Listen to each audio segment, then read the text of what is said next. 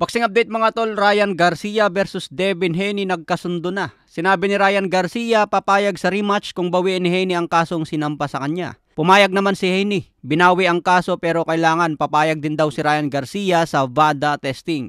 Pumayag naman si Ryan Garcia sa VADA testing, kaya posible na po ang rematch ngayong taon. Pero hindi pa ito official sa ngayon tulad ng chismis na sinasabing kasado na. Sabi kasi sa report, however, it has not been yet made official. So malinaw mga tol, nagkasundo ang dalawa na pag-usapan ng rematch pero wala pang kontrata. Sa iba pang balita, Tank Davis galit sa mga champion na sumasamba umano kay Turki Al Sheikh. Ayaw pa rin ni Tank Davis sumali sa Riyadh season kung saan pinaghaharap ni Turki ang magagaling na boksingero. Mas gusto pa rin daw ni Tank Davis lumaban sa Amerika at piliin kung sino ang kalaban. Ayaw niya sumunod sa plano ni Turki na gustong itapat si Davis sa malalakas na champion tulad kay Stevenson at Teofimo Lopez. Matatandang nakisama na rin ang Top Rank, Matchroom Promotion at Golden Boy sa Riyadh season. Kaya puro big fight ang naikasa ngayon ni Turki dahil pinagkaisa ang mga promoter. Sa iba pang balita, Shakur Stevenson hindi sumipot ang kalaban kanina sa face-off kontra Schofield. Baka biglang atras ang kalaban ni Stevenson, mawawalan siya ng kalaban ngayong February 22. Undercard si Stevenson sa bakbakan ni Beterbiev versus Bivol. Undercard din si Beryl Ortiz versus Israel Madrimov.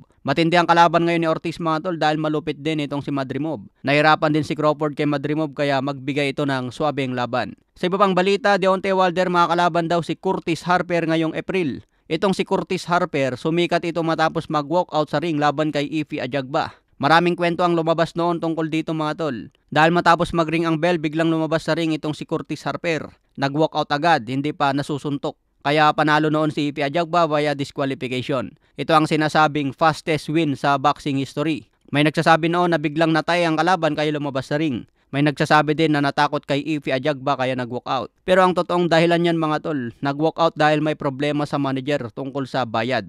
Bilang protesta sa manager niya, nag-walkout na lang. Isang journeyman itong si Curtis Harper. Sinabi niya sa isang report, may offer daw sa kanya laban kay Deontay Wilder at pumayag ito. Sa iba pang balita, Mark Magsayo nakapasok sa ranking ng IBF sa lightweight division 135 pounds. Hindi pa lumalaban si Magsayo sa lightweight, naging number 6 agad sa IBF laban kay Vasily Lomachenko. Maraming fans ngayon ang nagtataka paano daw nakapasok sa ranking si Magsayo kung hindi pa lumalaban sa lightweight. Nilagay agad sa number 6 contender ni Lomachenko.